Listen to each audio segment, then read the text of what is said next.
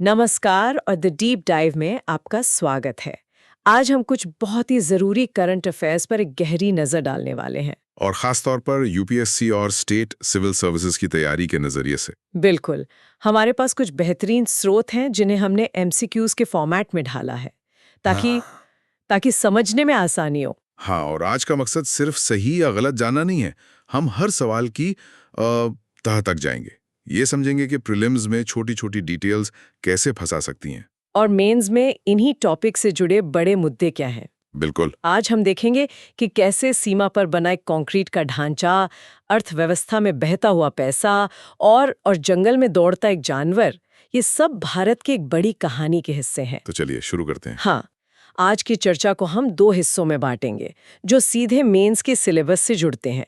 पहले हम GS paper 3 पर फोकस करेंगे, जहां सुरक्षा, अर्थव्यवस्था और पर्यावरण के मुद्दे आते हैं। और फिर हम जीएस पेपर 2 की तरफ बढ़ेंगे, मतलब राज व्यवस्था, कानून और शासन से जुड़े विषय। तो जीएस पेपर 3 से शुरू करते हैं। पहला टॉपिक है स्ट्रेटेजिक इंफ्रास्ट्रक्चर यानी सामरिक अवसंरचना। हाल ही में पूर्वी लद्दाख में श्योक सुरंग के उद्घाटन की खबर आई थी। ये सिर्फ एक और टनल नहीं है, ये हमारी सीमा सुरक्षा के लिए एक एक गेम चेंजर हो सकती है। सही बात है। इसी पर एक सवाल था जिसमें 3 बातें कही गई थी। पहली बात थी कि इसका निर्माण बीआरओ यानी बॉर्डर रोड्स ऑर्गेनाइजेशन ने एलएसी तक हर मौसम में कनेक्टिविटी के लिए किया है। ठीक है। दूसरी कि ये सुरंग अरुणाचल प्रदेश में दारबोक शोक दौलत बेग ओल्डी यानी डीएसडीबीओ रोड पर है। और तीसरी ये कि ये गलवान घाटी के लिए एक वैकल्पिक मतलब एक ऑल्टरनेट रूट बनाती है। इन 3 कथनों में से मुझे दूसरा वाला सबसे ज्यादा उलझाने वाला लग रहा है। जगह का नाम बदल देना, अरुणाचल प्रदेश की जगह लद्दाख, ये तो यूपीएससी का एक क्लासिक ट्रैप है ना? आपने बिल्कुल सही नस पकड़ी है। ये प्रीलिम्स का एक बहुत ही कॉमन पैटर्न है। कथन का आधा हिस्सा सही दे दो, जैसे सड़क का नाम, और आधा गलत, जैसे जगह का नाम, और बस वहीं पे गलती हो जाती है। एकदम। तो दूसरा कथन बिल्कुल गलत है, क्योंकि ये सुरंग पूर्वी लद्दाख में है, अरुणाचल प्रदेश में नहीं। और पहला कथन कि बीआरओ ने इसे ऑल वेदर कनेक्टिविटी के लिए बनाया है, ये पूरी तरह से सही है। अच्छा, और तीसरे कथन का क्या, जो इसे वैकल्पिक मार्ग बता रहा है? ये सुनने में तो सही लगता है। यहीं पर शब्दों का खेल समझना जरूरी है। ये कथन भी टेक्निकली गलत है। अच्छा? हाँ, ये कोई वैकल्पिक या नया मार्ग नहीं बना रही। ये सुरंग उसी मौजूदा रणनीतिक सड़क पर बनी है, लेकिन ये गलवान नदी पर बने एक पुल को बाईपास कर देती है। वो पुल एक वल्नरेबल पॉइंट था। मतलब सर्दियों में या दुश्मन की नजर में होने की वजह से? बिल्कुल। तो ये सुरंग एफिशिएंसी बढ़ा रही है, यात्रा का समय घटा रही है और हमारे सैनिकों की आवाजाही को ज्यादा सुरक्षित बना रही है। ये एग्जिस्टिंग रूट का अपग्रेडेशन है, कोई ऑल्टरनेट रूट नहीं। अच्छा, तो ये एफिशिएंसी और सेफ्टी का मामला है, ना कि एक पूरी तरह से नए विकल्प का। मुझे लगता है कि मेंस के उत्तर में ऑल्टरनेट रूट लिखने की जगह एनहांसिंग ऑपरेशनल एफिशिएंसी जैसा फ्रेज इस्तेमाल करने से ज्यादा नंबर मिलेंगे। बिल्कुल, यही वो एनालिटिकल डेप्थ है जिसकी जरूरत मेंस में पड़ती है। और ये टॉपिक सीधा जीएस पेपर 3 के सीमावर्ती क्षेत्रों में सुरक्षा चुनौतियां और उनका प्रबंधन और इंफ्रास्ट्रक्चर से जुड़ता है। ये एक परफेक्ट केस स्टडी है, ये दिखाने के लिए कि कैसे इंफ्रास्ट्रक्चर डेवलपमेंट सिर्फ आर्थिक विकास के लिए नहीं, बल्कि राष्ट्रीय सुरक्षा के लिए भी कितना जरूरी है। बिल्कुल, सीमाओं को फिजिकली सिक्योर करना एक बात है, लेकिन देश की इकोनॉमिक बॉर्डर्स को मजबूत रखना वो एक बिल्कुल अलग चुनौती है। खासकर तब जब दुनिया भर से एफडीआई का प्रवाह धीमा पड़ रहा हो। और यहीं से हम अपने अगले विषय पर आते हैं, भारतीय अर्थव्यवस्था। हाँ, एक आर्टिकल था जो रुपये पर कैपिटल अकाउंट की समस्याओं पर बात कर रहा था। उसी से जुड़ा एक सवाल भारत के बैलेंस ऑफ पेमेंट्स यानी भुगतान संतुलन के ट्रेंड्स पर था। इसके 3 कथन थे। पहला कि भारत आमतौर पर माल व्यापार यानी मर्चेंडाइज ट्रेड में सरप्लस मतलब अधिशेष दर्ज करता है। दूसरा था कि अदृश्य या इनविजिबल्स में सेवा निर्यात और रेमिटेंसेस से मिली प्राप्तियां शामिल हैं। और तीसरा कि 2025-26 के पहले 6 महीनों में एफडीआई प्रवाह में तेज वृद्धि हुई है। ये सवाल भारतीय अर्थव्यवस्था की कुछ बुनियादी सच्चाइयों पर हैं। चलिए पहले कथन को देखते हैं, जो कहता है कि हम माल व्यापार में सरप्लस में हैं। ये बात 100% गलत है। आजादी के बाद से ही भारत में एक स्ट्रक्चरल मर्चेंडाइज डेफिसिट रहा है। मतलब हम माल का आयात हमेशा निर्यात से ज्यादा करते हैं। हमेशा? लगभग हमेशा।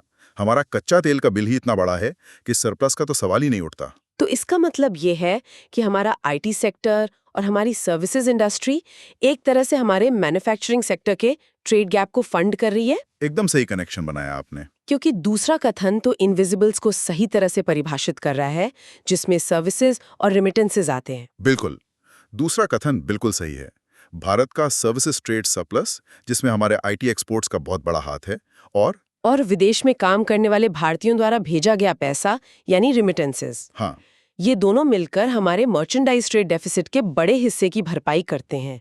इसी वजह से हमारा करंट अकाउंट डेफिसिट काबू में रहता है। लेकिन तीसरे कथन में एफडीआई प्रवाह में तेज वृद्धि की बात कही गई है, जबकि मैंने जो पढ़ा है उसके अनुसार तो ग्लोबल स्लोडाउन की वजह से विदेशी पूंजी का प्रवाह कम हुआ है। आपका पढ़ा हुआ बिल्कुल सही है, और इसीलिए तीसरा कथन भी गलत है। अच्छा, स्रोत में दिए गए आंकड़े असल में चिंताजनक हैं।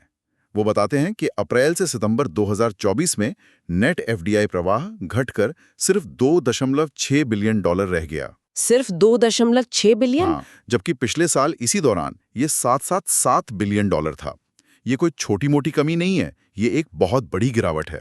ये तो बहुत बड़ी गिरावट है। इसका रियल वर्ल्ड इम्पैक्ट क्या हो सकता है? क्या इससे रुपए पर दबाव बढ़ेगा? बिल्कुल बढ़ेगा। जब डॉलर का इनफ्लो कम होता है तो रुपए पर दबाव बढ़ता है और वो कमजोर हो सकता है। और एफडीआई सिर्फ पैसा नहीं लाता, वो अपने साथ नई तकनीक, मैनेजमेंट स्किल्स और रोजगार भी लाता है। सही बात है। तो इसके प्रवाह में कमी आना अर्थव्यवस्था के लिए अच्छा संकेत नहीं है। मेंस के लिए ये जीएस पेपर 3 में भारतीय अर्थव्यवस्था और संसाधन जुटाने से संबंधित मुद्दे और निवेश मॉडल के लिए एक बहुत ही महत्वपूर्ण विषय है। अब एक ऐसी खबर पर आते हैं जो सुनने में वाकई दुखद है, और ये दिखाती है कि विकास की कीमत कभी-कभी कौन चुकाता है। कूनो नेशनल पार्क से लापता एक चीते की हाईवे पर गाड़ी से टकराकर मौत हो गई। बहुत दुखद घटना थी ये। हमारा अगला विषय पर्यावरण और जैव विविधता से जुड़ा है। हाँ, इस घटना पर आधारित सवाल चीता पुनर्वास परियोजना के बारे में था। पहला कथन था कि कूनो राष्ट्रीय उद्यान राजस्थान में है। ठीक है। दूसरा कि भारत में लाए गए चीतों को केवल बाणों में ही रखा जाता है। और तीसरा कि आगरा मुंबई राष्ट्रीय राजमार्ग कूनो क्षेत्र में चीतों के आवास के लिए एक खतरा है। इस घटना के बारे में पढ़कर वाकई दुख हुआ। पहले कथन की बात करें तो ये तो एक बेसिक फैक्ट चेक है। कूनो मध्य प्रदेश में है, राजस्थान में नहीं, तो ये तो सीधा सीधा गलत है। बिल्कुल। और दूसरा कथन भी उतना ही गलत है। अगर चीते सिर्फ बाड़ों में रहते तो वो हाईवे तक कैसे पहुंचता? सही बात है। स्रोत में साफ लिखा है कि उस चीते को जंगल में छोड़ा गया था और वो अपने इलाके की तलाश में भटक रहा था। इस प्रोजेक्ट का मकसद ही उन्हें वाइल्ड में रीइंट्रोड्यूस करना है, हमेशा कैद में रखना नहीं। तो इसका मतलब तीसरा कथन सही है, और ये घटना खुद उसका सबसे बड़ा सबूत है। हाँ, तीसरा कथन दुखद रूप से सही है। ये हैबिटेट फ्रैगमेंटेशन यानी आवास के विखंडन का एक टेक्स्ट बुक एग्जाम्पल है। अच्छा। जब कोई बड़ा हाईवे या रेलवे लाइन किसी जंगल के बीच से गुजरती है तो वो उस जानवर के घर को 2 या ज्यादा टुकड़ों में बांट देती है। इससे जानवरों का मूवमेंट रुक जाता है, उनका जेनेटिक पूल छोटा हो जाता है और इस तरह के हादसे होते हैं। तो एक तरह से जो नेशनल हाईवे देश को कनेक्ट कर रहा है, वही एक जानवर के नेचुरल हैबिटेट को फ्रैगमेंट कर रहा है। ये तो डेवलपमेंट का एक बिल्ट इन कॉन्फ्लिक्ट है। बिल्कुल। इसका मतलब है कि कंजर्वेशन एफर्ट्स सिर्फ पार्क की बाउंड्री के अंदर कामयाब नहीं हो सकते। आपने समस्या की जड़ को पकड़ लिया है। यही मेंस का पर्सपेक्टिव है। ये टॉपिक जीएस पेपर 3 में संरक्षण, पर्यावरण प्रदूषण और मानव वन्यजीव संघर्ष से सीधे जुड़ता है। एक अच्छा उत्तर सिर्फ समस्या बताकर नहीं रुकेगा, वो समाधान भी सुझाएगा। जैसे ऐसे संवेदनशील इलाकों में हाईवेज के लिए एलिवेटेड कॉरिडोर्स या जानवरों के लिए खास अंडरपासेस बनाना, ताकि विकास और वन्यजीव संरक्षण साथ साथ चल सके। ठीक है, तो जीएस पेपर 3 में हमने देखा कि फिजिकल वर्ल्ड में चाहे वो बॉर्डर हो, इकोनॉमी हो या जंगल, कैसे चैलेंजेस हैं। अब देखते हैं कि आइडियाज और लॉज की दुनिया में यानी जीएस पेपर 2 में क्या चल रहा है। और हमारा अगला विषय राज व्यवस्था और कानून से जुड़ा है, हेट स्पीच। एक बहुत ही संवेदनशील और महत्वपूर्ण विषय। हाँ, एक लेख था कि भारत में हेट स्पीच को कैसे नियंत्रित किया जाता है। सवाल इसी पर था। पहला कथन, भारतीय न्याय संहिता BNS में हेट स्पीच की एक स्पेसिफिक स्टैट्यूटोरी डेफिनेशन है। दूसरा, BNS की धारा 196 धर्म, नस्ल और भाषा के आधार पर समूहों के बीच दुश्मनी को बढ़ावा देने पर दंड देती है। और तीसरा? और तीसरा ये कि भारत के विधि आयोग ने हेट स्पीच को परिभाषित करने के लिए विशेष प्रावधानों की सिफारिश की थी। ये हेट स्पीच शब्द हम सुनते तो बहुत हैं, पर मुझे ये जानकर हैरानी हुई कि हमारे कानून में इसकी कोई क्लियर कट डेफिनेशन ही नहीं है। अगर परिभाषा ही नहीं है तो पुलिस एक्शन किस आधार पर लेती है?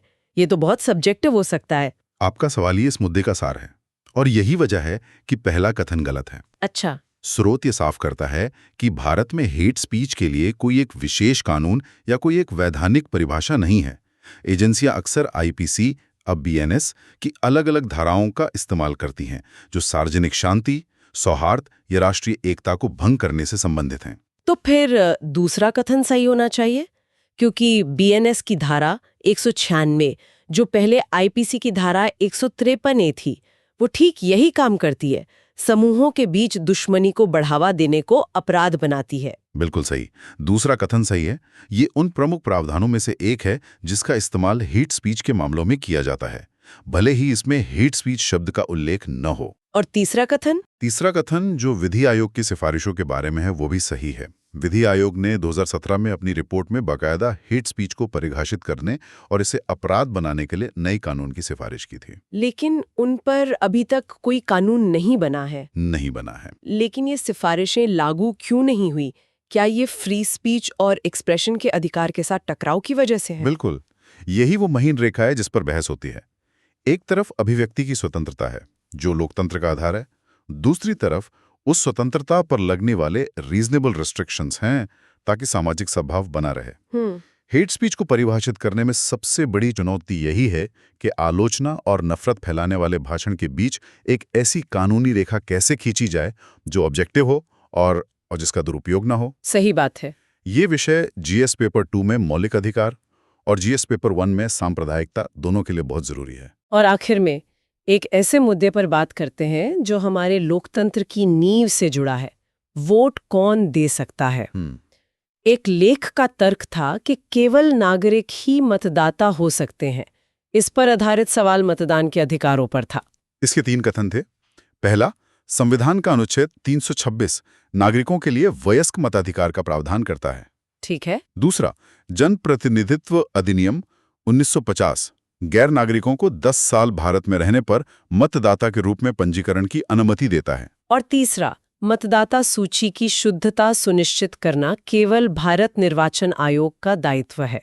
ये 10 साल वाली बात तो बिल्कुल ही गलत लगती है।